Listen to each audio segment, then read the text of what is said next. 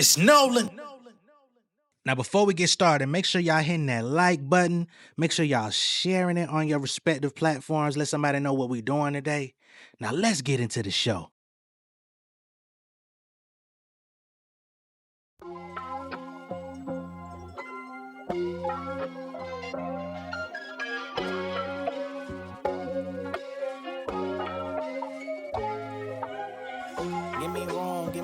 Give me space. When I walk into the place, keep your eyes on straight. Eyes on straight, keep your eyes on straight. Eyes on straight, keep your eyes on straight. Okay, I be the Black Avenger, more greater than Alexander. Number one contender, more money in my agenda. Be the king of my castle, enjoying all of the splendor. Yo, shout this on me on Tinder, she might be gone to November. That's my old life, Chick-fil-A waffle fries on my bull bites. Creeping through the street, shit, I'm finna have me a whole wife. Niggas still searching, I'm ghosting ladies like poltergeist. And got they smell up off me like Old Spice, you know I'm right. Hey, that's a damn shame. I don't be rocking name brands, I'm a brand name. That's how the cash came. I put some money on myself and made a bet. Had my bills stuck in jeopardy like a Malik Trebek. I put my life in these 16s. On Wesley Chapel like the 16. Everything clean, shining on pristine. But try to play me, my sick team. Got in for greens, digging for that gold like 3 kings, my nigga. Give me room, give me space. When I walk into the place, keep your eyes on straight. Eyes on straight, keep your eyes on straight. Eyes on straight, keep your eyes on straight. Wait, give me room, give me space. When I walk into the place, keep your eyes on straight. Eyes on straight, keep your eyes on straight. Eyes on straight, keep your eyes on straight. What's going on, beautiful people? It's the kid J Nolan here. Welcome back to another episode of Inside the Industry, your number one source for music, entertainment, commentary, and breakdowns. In this video, we're gonna get into Baby Keem, man. As I mentioned in my previous video, we got the Booman episode 2. I'm gonna check that out. Unfortunately, it will probably be condensed by the time it makes it to your screen. We'll have the full version of me watching this on Patreon, but for whatever reason, Baby Keem's distributor, label, whatever they have going on, they're copyright claiming these videos. Perhaps they're gonna be put all into an official documentary because they are coming out in episodes. So maybe they'll be a part of something larger that they're gonna monetize on. So yeah, that's a thing. So we're gonna check out the episode. I'm gonna give my thoughts on it. I'm also gonna speak in this video about Third Verse Podcast with Justin Hunt, Stat Quo, because they go into their impression of this Baby Keem rollout, what this Casino album is going to mean for his career, and I want to check that out as well. And we're also gonna talk about the live listening that's gonna be happening on the 19th. Thursday night, right before the album officially drops. Now, what this listening event is going to be, I don't know. They're going to be in a studio. It's going to be in a concert. This is going to be, I don't know what the fuck they're going to do, but it's going to be live on YouTube, and I'm looking forward to it. It's going to be very entertaining. All right. So let's go ahead and start by getting into this Booman episode 2. Of course, we watched episode 1, and we're getting into Baby Keem's upbringing. Being born in Long Beach, living in the projects, family from Chicago, getting acclimated to the area, him coming up in these conditions, grandfather on crack. They actually showed him lighting up the crack pipe in the last video. So who knows where things are going to escalate in this episode. And I'm sure a lot of y'all have already seen it, but I have not because I held out to make this video. All right. Some shit going on too out that motherfucker too, you know what I mean? But it's an improvement nonetheless. Yo, you got a little girlfriend and live in your little apartment complex, whatever that was. I think it's a little apartment complex. And then one day, just a fucking murder scene. Damn. Sweet. Damn, nigga, what this nigga, a criminal or some shit, man? Why they gotta blur his face, distort his voice and shit? Like, that nigga on charge it, man? That nigga finna go to court next week. What the fuck going on with that nigga, man? Shit. You gonna sign a waiver to be on the video, be on the motherfucking video, man. This ain't no goddamn, Channel 56. Hell no. But it's like, it's not glamorous out here. You first 48 witness guy. And like, we gonna protect motherfuckers' identities and shit, man. But I know somebody that moved out to Vegas, man. It goddamn stayed about 2 weeks. And within that 2 weeks, hey man, low key done got recruited by a pimp on the low ski, man. I'm glad she made it up out that motherfucker, man. But like shit, like you ain't got your head on your shoulders, man. You spend too much time out that motherfucker, man. They take you up through there. Motherfucker be roaming that motherfucking strip, man. You out there looking like you don't know where the fuck you at too long, man. Like I just see you roaming it. Yeah, motherfucker gonna try you out that motherfucker. So I've heard. Take your ass beyond the strip and just be roaming around. Shit get real out Vegas, man.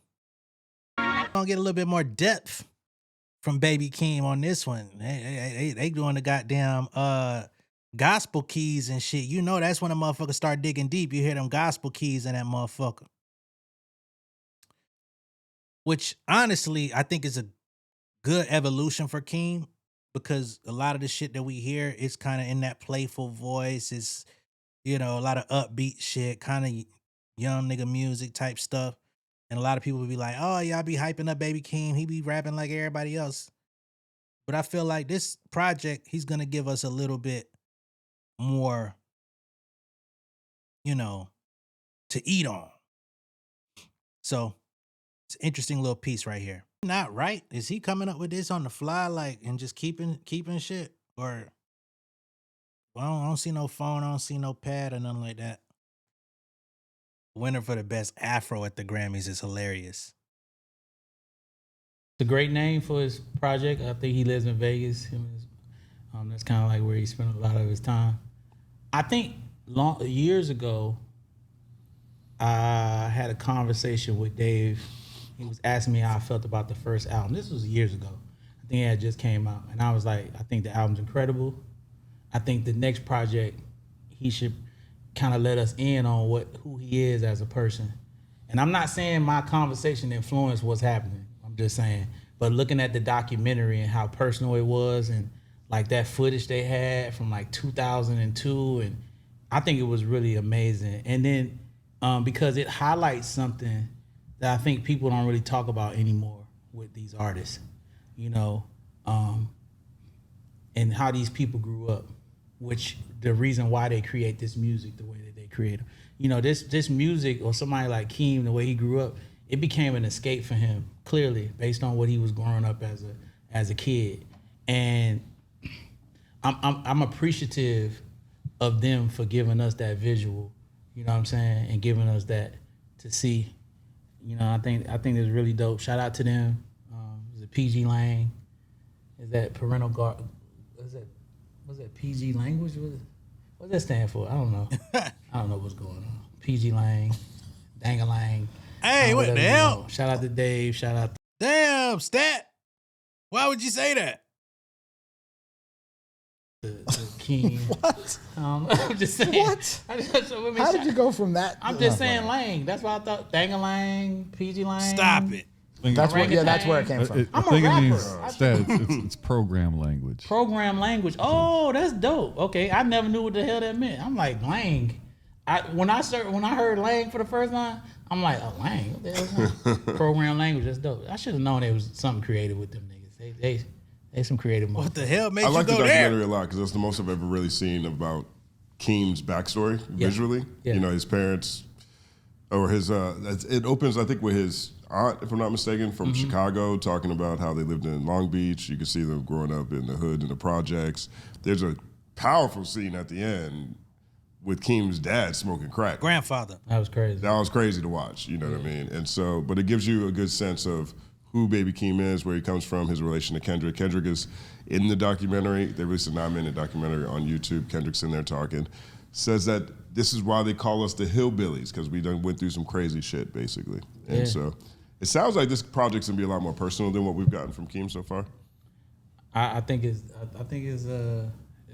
you know, that you know, the developing an artist. You know what I'm saying? Into a story. So most people's first album is the easiest album to write because you've pretty much been writing it your whole life. Yeah, like you. Your second album, to me though, is the one that determines if you're gonna have a long career. Cause I think like anybody can look up and have that good debut, but that second album, you know, like when Game came with One Blood, I'm like, oh, he's gonna be here. You know what I'm saying? My favorite Game song. Exactly. Anybody, not saying anybody, because it's still hard to just come out with an album that everybody loves. But generally, if you think of if you just think about all your favorite artists, they all had powerful second artists second albums. That's what determined their longevity. So I think they're going all in on the personal side because they know how important this album is. Yeah. Go ahead, DJ. No, it's just logic and math. Like, if you're 25 when your first album came out, usually you had, obviously 25 years of experience for the first album, and the second album, especially if it's a hit, it used to follow pretty quick behind. So you have 12 months versus 25 years. So it's but then you have the experience of what you've learned in making an album in the industry and what you want to make a record sound like. So it's interesting, that first to second album thing, especially for the great ones, for everybody, from M to Game, just that I've been around like that. To watch that jump and just the comfortability of making the album, but the time and you obviously feel the pressure to make the second album and to hit the date. On the first album, nobody knows who you are, so you're not haven't hit any date. Like, you just when it's ready, as opposed to the pressures of time, of staying hot, of capitalizing on a moment, of trying to make the record that you want to make. It's it's an interesting thing to watch, and why, especially with the great ones. I would argue that no one is going to agree with me, but maybe because I was just too close to it. I would argue that Good Kid, Mad City was Kendrick's second album. Because Section 80 was such. Don't be making no noise over there. Yeah. I heard you over there. Shit, Stat, you might have heard me too, nigga. I'm like, Section 80. Oh, man. Good Kid, Mad City, man, is the fucking album. Like, I know a lot of people feel like Section 80 was the debut, but I could have swore all his interviews, they said, what's after? You got Section 80 out. What's next? He says debut album. Major label debut. That's the first album, man. Section 80 was like a fucking elevated mixtape. You know what I mean? He had already been putting out OD, Kendrick Lamar EP, all that shit. Section 80 was like the bookend to his mixtape era. Good Kid, Mad City is the album. Like, it's a subject of a lot of debate, but nah, dog. But I would argue because Section 80 was such a, it wasn't, even though it's supposed to be like a so-called mixtape. I remember when he played it for us and before it came out. And I think, the powers that be didn't really want him to drop it because they wanted to just go straight into the album. And I remember telling Top, nah, put that shit out, dog. Build that buzz up to where they can't control what you have going on. If you put that out and build him up, which they were going to do it anyway. Not saying, Top, listen to me. Just the advice I gave him sitting in his truck after we listened to the project. I'm like, once you put that out, they won't be able to control what you're doing because the demand will be so high that they won't stop. At the end of the day, it's dollars and cents. Yeah. So if the demand is there, they won't stop what you have going on. So Section 80 was a very important project because that created, J. Cole produced, speaking of J. Cole, he produced that one, was it Power? High Power. What's that song he had on there? Dream of Malcolm and X and getting at me. Oh, shoot. What High Power. High Power. Yeah. High Power. J. Cole did that record. Everybody put 3 fingers in the air. That was, to me, that was the first Kendrick big song. But yeah, Baby Keem, shout out to you, man. Keep doing your thing. I'm sorry. I'm excited. I'm excited for Baby Keem. I am too, man. I'm interested. I don't really know enough about, I'm actually interested in the documentary. I'm interested to see. I don't really. When the last time you talked to Dave? I feel no attachment to Baby When last time you Keem, talked so to I'm Dave? kind of interested to hear. Yeah. When the last time you talked to Dave? I texted him congratulations on something like a month or two ago. You talked to him on text. Text, yeah. Last time I talked to him on the talked to him, it's been a minute. Hey, it's been a minute. I talked to him when they were on text. Yeah. So, Well, shit, you keep calling this goddamn company thing-a-lang and dang-a-lang and shit like that. I don't know how many more texts you gonna get, stat. Calm down. yeah, maybe we'll figure that out. Maybe we can come and talk about Baby Keem. You know, they And come and hang out in my office. so secretive. They think that, Dave. yeah, Dave was part of that crew at first. Punch and Top, and that was a fun time. I had a good old day. That was like the end. That was the last. That was really the last thing at Interscope. Like for me, like the end of my reign was when they were coming in. Kendrick's album, Good Kid, into like Q, and then Shrem, and then, but really TD was like the last, and your drummers were the last. That was the crews that were hanging around when like in my office every day with us when we were there. It was those guys coming up every day and just us just like talking about what was going to happen and then just seeing it all being 20 times bigger than even we imagined. It was awesome. It's awesome. Yeah. Shout out to them, man. Good job, Keem. Yep. Do your thing, man. Never met you, but you're pretty tall. Is he? Yeah, he's tall. Yeah. So he can like reach stuff? I guess in comparison to Kendrick, I mean, then he got like a tall haircut. he's got a tall haircut. I don't know what his hair look like now, but you know, it's like Tall haircut. he got the cameo. Like the like the Kid Dragon and Ball Play? Z. Yeah, he got the tall haircut. It's like You it's got like the hot. Goku. yeah, no, yeah, I know. That's a tall haircut just sounds funny. I'm saying because like to be tall. All right, goddamn. Shout out to Justin Hunt. Shout out to Stat Quo. Shout out to DJ, who used to work at Interscope. All right, that was drifting off a little somewhere else, but all in all, they were talking about how this album positions Baby Keem's sophomore album, Get More Personal. This sets him up to be a career artist. First album, of course, had a lot of Kendrick involvement, a lot of Kendrick hype, and it definitely translated and yielded results for him. We do have a Kendrick feature on this project. Clearly, they did not release it as a single ahead of the project, which I would have expected them to do to kind of mimic that same formula. But this time it's completely about Keem. You get a Kendrick appearance in episode 1. We don't see him in episode 2. So this is world building for Keem to stand on his own too, to build his own story, his narrative, tell his story.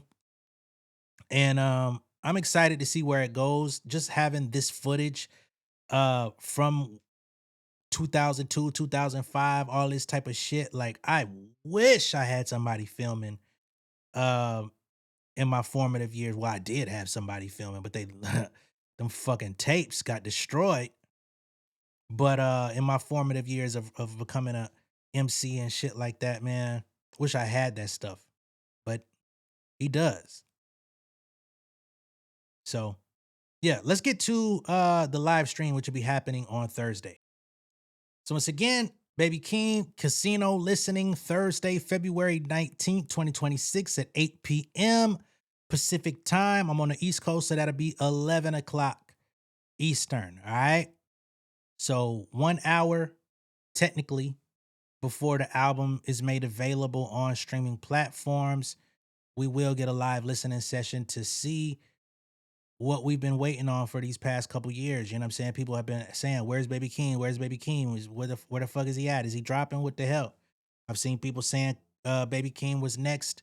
He's up next. He's going to drop. And those who said that turned out to be right. Okay? So far, we've heard a few. We've heard about 3 to 4 snippets along the way. But we're only a couple days away. I hope we don't hear anything else up until the listening event so that his album gets taken in and processed the way that it should be. Very interesting here. We got, what is this? The sponsors. We got Cash App, which we know, Adidas, Live Nation, PG Lang, Erie Times. What is Erie Times? What is that? Ask and you shall receive. So here we have this update from a week ago. Sony Music Canada. Of course, Sony is the parent company of Columbia, who Keem is signed to via PG Lang. And apparently, Erie Times must be Keem's own imprint. Okay, today Grammy Award winning recording artist Baby Keem announced his second studio album, Casino, set to release February 20th via PG Lang, Erie Times, Columbia Records. Limited edition vinyl, we already knew about that. He also unveiled his Casino tour, we already know about that. He's got 36 dates presented by Live Nation, Erie Times, and PG Lang. So yeah, I'm guessing that's his own imprint. Of course, we got the 12 tracks on the album. We talked about that last week. Download here. What the fuck is that? Hold on, y'all. Okay, the download here just led to the fucking tour advertisement. I'm like, what the hell you mean download here? Y'all niggas got an advanced copy on the motherfucking website. Hold on. All right. What I will say is Keem has done a very good job of building anticipation for this project. A lot of people have been waiting. These episodes of this documentary are very compelling, telling his story, giving us insight that we never received from him, getting him firsthand with his story, having his auntie Connie narrating a lot of this stuff of his upbringing, seeing what's going on, the turmoil, the unfortunately low income kind of poverty conditions that he was raised in both Long Beach and Vegas, and the shit going on out in Vegas with the prostitution and all that different type of stuff going around. So I'm excited to hear the album. Again, I hope we get a little bit more depth. But that's all I got. All right. Let me know what y'all think of all this down below in the comments. Be sure to like and share this video. If this is your first time seeing me on YouTube, go ahead and subscribe to the channel, become an insider. I'll see y'all later. Peace.